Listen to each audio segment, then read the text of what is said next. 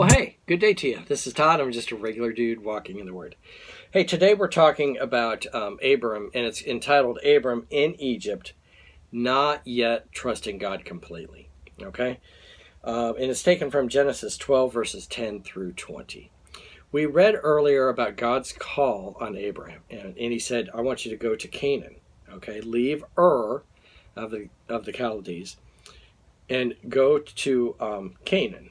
And don't stop in Haran on the way there. Well, that's what happened because he had his dad along. And he got delayed there and for quite a while. And so now he's finally reached the promised land. But God, when he gave the promises here in the first verses of chapter 12, he never, ever, ever said, hey, when times get tough, you just go run on over to Egypt and they'll take good care of you there. Never, ever did he say that.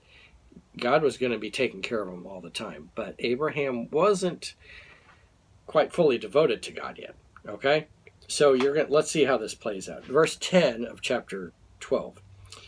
Now there was a famine in the land, and Abram went down to Egypt to live there for a while because the famine was severe.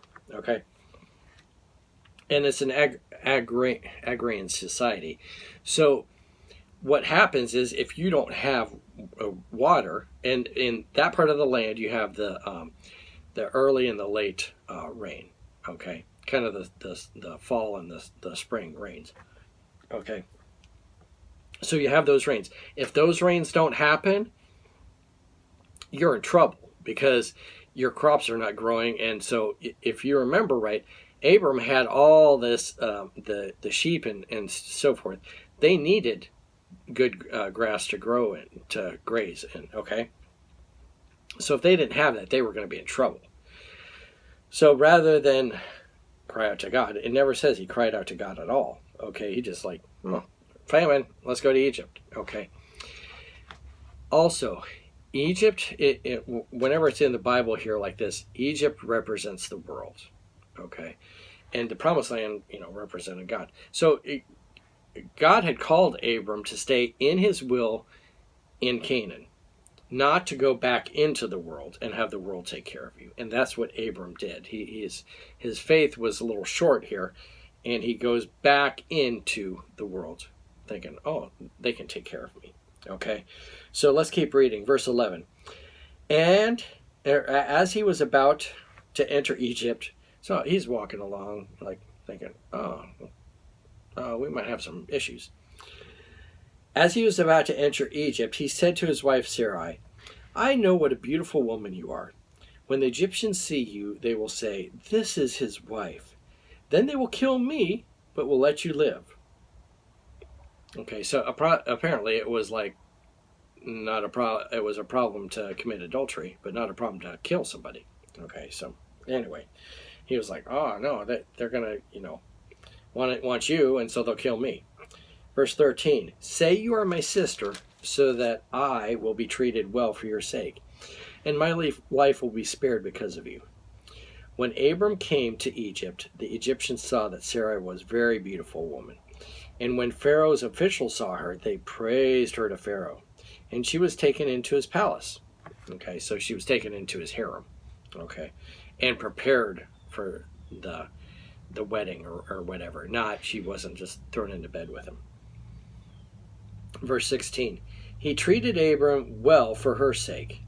And Abram acquired sheep and cattle, male and female donkeys, male and female servants, and camels. That's a lot of stuff. Okay, so it's kind of a dowry he's given here. Verse 17, but the Lord inflicted serious diseases on Pharaoh and his household because of Abram's wife Sarai. So Pharaoh summoned Abram. What have you done to me? He said. Why didn't you tell me she was your wife? She was your wife. And why did you say she is my sister? So that I took her to be my wife. Now then, here's your wife. Take her and go. Then Pharaoh gave orders about Abram to his men, and they sent him on his way with his wife and everything he had. Okay. You read through the story and you're like, hopefully you're not one of those guys that would be like that would like, hey, if we get in trouble, you just, let's lie and say you're my sister, so that way I can live and you're taken into slavery or the harem or something else. Hopefully no one does that today, but that's what Abram did. Okay, so we're kind of appalled at that he did that and treated his wife in this way. Then he asked her to lie about the whole thing. And then the big thing here too was he went to Egypt where he wasn't supposed to be in the first place. All right, he should have been staying out of Egypt. Sadly, today we are like that also. When we get into trouble, we don't turn into the Bible or cry out to God.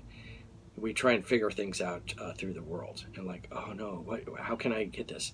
How can we resolve this thing? And you turn to the world, and that is not what God has called us to do. And that was the problem Abram ran into here. He should not have been in Egypt. So my challenge to you today is, when you get into trouble, go to God. Do not go back to Egypt or the world. All right. Thanks for watching. I'm just a regular dude walking in the Word, and I look forward to seeing you tomorrow as we continue our journey through the book of Genesis. Lord's blessing. I'll see you then.